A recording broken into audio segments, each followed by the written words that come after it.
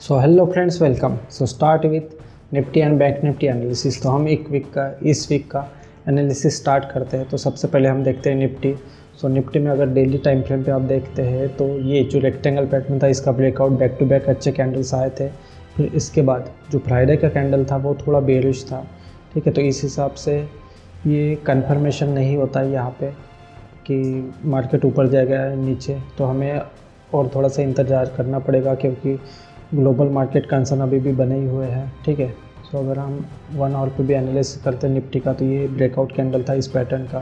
फिर उसके बाद ये जो गैप अप आया था, ठीक है, ये यहाँ पे आप गैप देख सकते हैं। तो ये गैप फिल किया फिर निफ्टी ने, और अभी भी कंसर्न बने हुए क्योंकि crude oil almost all time high पे ही ट्रेड कर रहा है। ठीक है, तो मार्केट में ऐसे सच कोई मेजर कंसर्न है जिनको सॉर्ट आउट या फिर कूल ऑफ होने देना चाहिए, उसके हिसाब से ट्रेड उसके हिसाब से ट्रेड लेनी चाहिए। ठीक है, सो निफ्टी में अगर हमें देख सकते हैं कि ये जो गैप फिल किया हुआ था और यहाँ से ये अभी सपोर्ट का काम करेगा। ठीक है, इसके बाद हम अगर मूविंग एवरेज ऐड ऑन करते हैं तो मूविंग एवरेज में भी सपोर्ट है, इसके ऊपर है, बट यहाँ पे थोड़ा सा अगर स्ट्रेंथ आ सकती है जिसमें ज़्यादा वेटेज होगा तो वहाँ से होगा। जैसा रिलायंस थोड़ा सा है, हमें देखेंगे उसमें आगे उसका चार्ट्स भी। ठीक है, तो यहाँ पे थोड़े से कंसर्न बने हुए हैं।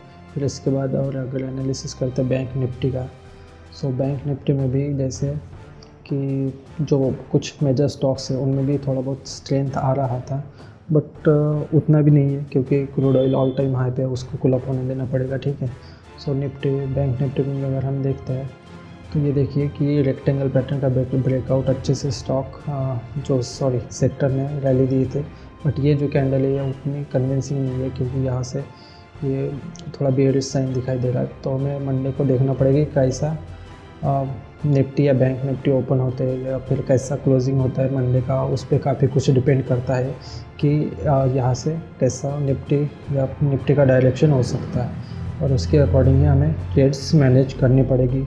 ठीक है, फिर उसके बाद निफ्टी 500 भी देखते हैं हमें, तो इनमें भी सेम है ऑलमोस्ट। ये जो फ्राइडे का कैंडल वो अच्छा खासा नहीं था। ठीक है, तो हमें इस पर कंफर्मेशन आनी चाहिए अगर यहाँ पे कुछ कैंडल आता है। ठीक है, कि जैसा एक स्ट्रॉन्ग कैंडल ऐसा आता है तो और ये कंफर्मेशन साइन हो जाएगा, तो हमें उसके हिसाब से पोजीशन बनानी पड़ेगी। ठीक है, तो उसमें निफ्टी में हो गया, फिर निफ्टी फाइनेंस में भी थोड़ा सा ऐसा, ये फाइनेंस और बैंक निफ्टी ये दोनों ऑलमोस्ट सेम ही चलते हैं। ठीक है, फिर इसके बाद है मिड कैप में भी ये अच्छा साइन नहीं दिखाई दे रहा है, ये जो कैंडल है। ठीक है, इसको अगर काउंटर कैंडल आती है कोई जो अच्छा सा इन सबको सपोर्ट करे लाइक दिस, तो ये अच्छा साइन होगा, बट तब तक हमें वेट ही करना पड़ेगा। मिड कैप और स्मॉल कैप से आप थोड़ा सा अवॉइड ही करो, या फिर कीजिएगा ट्रेड लेते होंगे तो फिर उसमें भी आपको कम से कम पोजीशन साइजिंग का ज़रूर ध्यान रखना है। ठीक है, और स्टॉप लॉस तो लगाइए। ठीक है, इसके बाद हम अभी देखते हैं क्रूड ऑयल हम जैसे बात की है कि ऑलमोस्ट ऑल टाइम हाई पे ये $118 $118 पे ही ट्रेड कर रहा है। ठीक है, और ये जो डिमांड साइन दिखाई दे रहा है। ठीक है, बट ऐसा भी हो सकता है कि क्रूड ऑयल काफ़ी हद तक न्यूज़ पे भी डिपेंड करता है। ठीक है, तो अगर यहाँ से ये कैंडल या फिर यहाँ से या ऐसा भी रिवर्स भी आ सकता है। ठीक है, तो हमें वेट करना पड़ेगा कि ये यहाँ से क्रूड ऑयल कौन सी डायरेक्शन लेता है, उस पर इक्विटी मार्केट या इंडियन मार्केट काफ़ी कुछ हद तक डिपेंड करेगा। फिर इसके बाद हम देख लेते हैं एक नज़र डाउ जोन्स पे भी।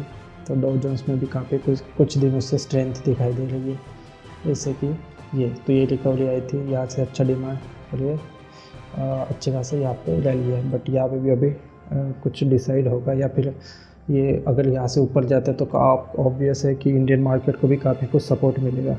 ठीक है, तो ये हुआ बैंक निफ्टी और निफ्टी का एनालिसिस जिन पे आपको ध्यान रखना चाहिए, साथ में क्रूड ऑयल पे भी। ठीक है, क्योंकि काफ़ी हद तक बहुत कुछ चीज़ें इन पे डिपेंड रहती है। फिर अभी हम कुछ सेक्टर पे ध्यान देते हैं, जैसा कि बैंक निफ्टी में हमने कुछ स्टॉक्स पे ध्यान देते हैं कि बैंक निफ्टी में ये जो स्टॉक्स सेक्टर था इनमें अच्छा खासा ये थोड़ी सी रैली आई थी, उसके अकॉर्डिंग स्टॉक्स में कुछ पोजीशंस मिली थी। तो मैं आपको बता देता हूँ कि आपको कैसे उसके बारे में एनालिसिस करना है या सोचना है। ठीक है, तो जैसा कि बैंक निफ्टी ने ब्रेकआउट दिया था, सेक्टर ने अच्छा खासा, तो इसमें हमको देखना पड़ेगा कि कौन से स्टॉक्स में आता है। तो अगर देखते हैं सबसे ज़्यादा वेटेज HDFC बैंक, हम इसको 1 आवर पे देख लेते हैं तो आपको अच्छे से समझ में आ जाएगा, ठीक है। तो जैसे ही बैंक निफ्टी ने ये ब्रेकआउट दिया था रेक्टेंगल, तो ये आपकी ये अच्छे एंट्री पॉइंट हो सकता था, ठीक है। ये मेरा भी मिस हो गया था, बट मैंने अब यहाँ से एंट्री लिया था, यहाँ से ले सकते थे आप, तो ये आपका रिस्क रेशियो अच्छा हो जाता था, ठीक है। बट मेरा भी मिस हुआ, तो ये आपके लिए जब जैसा ब्रेकआउट होता है 1 आवर पे, ये आपके लिए एंट्री के लिए अच्छा होता था, और ये ऑलमोस्ट आपका ये स्टॉप लॉस होता था, ठीक है। ये आपके रिस्क पे डिपेंड करेगा कि आप ऑलमोस्ट इस लेवल पे, ठीक है। फिर इसके बाद में अपने यहाँ मैंने तो यहाँ पे एंट्री ली था, मेरा स्टॉप लॉस ये हो जाएगा इस लेवल पे, ठीक है। या फिर इस लेवल पे भी हो सकता है, क्योंकि यहाँ से अच्छा खासा वॉल्यूम आया था, और स्ट्रेन भी हो सकता है। ये आप पे डिपेंड करता है कि आप कितना स्पेस देते हैं स्टॉक्स को। फिर इसके बाद ये फिर सेकंड एंट्री, तो फिर यहाँ से जो मेरा स्टॉप लॉस था वो ट्रेल होकर इस लेवल पे चला जाएगा, ठीक है। तो यहाँ पे अभी देखना पड़ेगा कि मंडे को कैसे रिएक्ट होता है, नहीं तो मैं यहाँ पे एग्जिस्ट हो जाऊँगा, जो भी आपको भी होना चाहिए, क्योंकि मार्केट उतना अच्छे परफॉर्म नहीं कर रहे, तो आपको अपना स्टॉप लॉस स्ट्रिक्ट रखना पड़ेगा, ठीक है। उसके साथ में अगर बैंक निफ्टी के जो भी स्टॉक्स हैं उनमें भी अच्छा खासा स्ट्रेंथ दिखाई दे रहा है, ठीक है। तो ये सब अच्छा खासा इन्होंने रैली बनाई है, तो इन पर अगर एक साथ किसी सेक्टर के स्टॉक्स अगर रैली करते हैं तो ये डेफिनेटली काफ़ी अच्छा साइन होता है, तो इन पे आपको ध्यान रखना चाहिए। कोटक पे भी देखिए कि स्ट्रांग ही है, डेयरी पे देखते तो ये cup and handle type pattern बना रहा है, तो आपको देखना पड़ेगा कि इसमें कैसा कब ब्रेकआउट होता है और उसके अकॉर्डिंग पोजीशंस लेनी पड़ेगी। तो डेफिनेटली बैंक निफ्टी आपको अपने रडार पर ज़रूर रखना चाहिए, ठीक है। फिर उसके बाद है फाइनेंस में भी ऑलमोस्ट बैंक और फाइनेंस सेम ही चलते, देखिए वैसा ही पैटर्न बन रहा है। उसमें आप देख सकते हैं कुछ अगर आपको पसंद आता है, लेकिन मैं स्पेशली बैंक्स पे प्रेफर करता हूँ, ठीक है। फिर इसके बाद हम और कुछ सेक्टर की बात करते तो फार्मा अभी कुछ ट्रेड लाइन है नहीं, क्योंकि यहाँ पे कुछ ऐसा पैटर्न दिखाई नहीं दे रहा है, और स्टॉक्स भी काफ़ी वीक है, ठीक है। तो फार्मा में अभी आपको वेट करना पड़ेगा। फिर उसके बाद है आईटी में अभी थोड़ा सा ये रिकवरी आया था, बट उतना स्ट्रांग नहीं है। अगर यहाँ से कुछ अच्छा कैंडल रिकवरी होता है तो फिर आप उसके बारे में स्टॉक्स के बारे में सोचेंगे, ठीक है। बट और नाउ आईटी सेक्टर भी हमारे लिस्ट में नहीं होना चाहिए।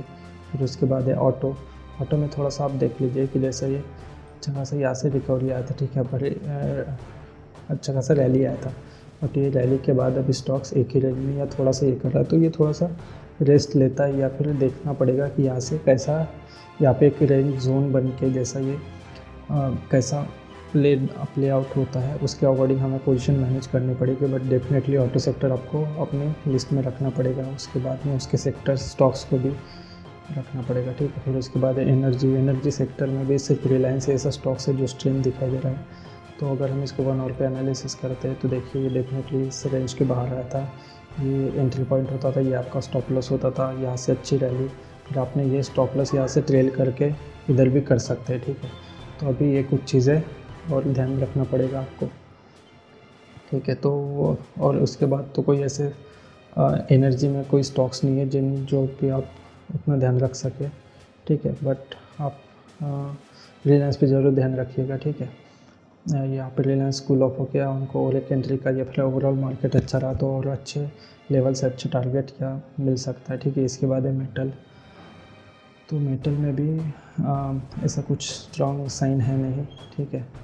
फिर है इंफ्रा सेक्टर भी, ये जो हाई बीटा सेक्टर है उनमें थोड़ा सा अच्छा है, बट यहाँ पे थोड़ा कंसोलिडेशन कर रहा है, ठीक है। तो हमें देखना पड़ेगा कि यहाँ से ये कैसा होता है और उसके अकॉर्डिंग ही पोजीशन बनानी पड़ेगी।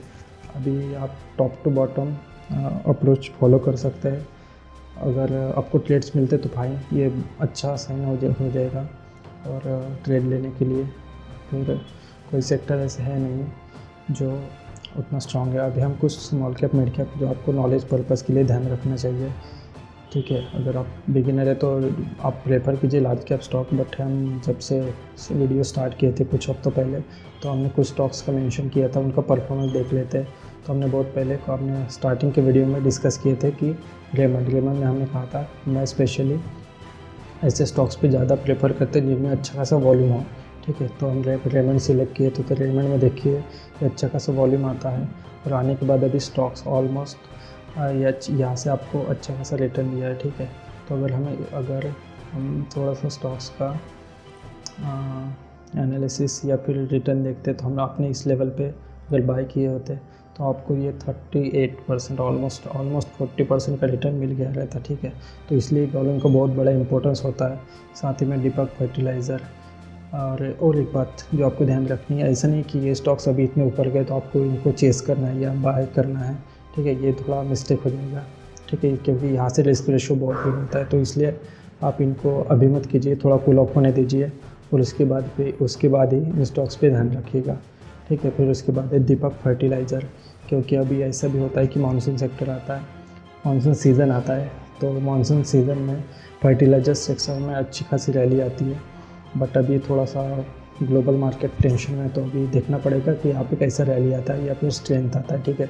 बट आप फर्टिलाइज़र सेक्टर को भी अपने लिस्ट में ऐड ऑन कर सकते हैं, ठीक है। उसके बाद है अडानी एंटरप्राइज़ में भी आप अच्छा खासा ध्यान दे सकते हैं। ऑलमोस्ट एंजल वन, ये भी थोड़ा सा डबल बॉटम बना के अच्छा दिखाई शो कर रहा है चार्ट पे। उसके बाद है HL, ठीक है। तो HL भी ये इनमें देखिए कि अच्छा खासा वॉल्यूम है बैक टू बैक। तो ये कुछ ऐसे स्टॉक्स है जो आपको अपने लिस्ट में रखना चाहिए, ठीक है। HL में अभी तो आप यहाँ पे एंट्री नहीं कर सकते, क्योंकि यहाँ से आपको रिस्क ज़्यादा बढ़ जाएगा, ठीक है। तो आप इनमें थोड़ा सा कूल ऑफ होने दीजिए और उसके बाद इक्विटी मार्केट निफ्टी या बैंक निफ्टी अच्छे परफॉर्म करते तो आप डेफिनेटली इनमें स्ट्रेंथ देख सकते हैं, अच्छे रिटर्न के लिए एक्सपेक्ट कर सकते हैं, ठीक है। तो इसके बाद so that's it guys, thank you very much. ये हो गया हमारा एनालिसिस। इनकेस आपको कोई क्वेरी या डाउट हो तो आप डेफिनेटली हमें कमेंट में पूछ सकते हैं, या फिर और कोई आपको प्रॉब्लम हो तो आप हमें कमेंट में पूछें, हम आपका आंसर ज़रूर देंगे। So that's it, thank you.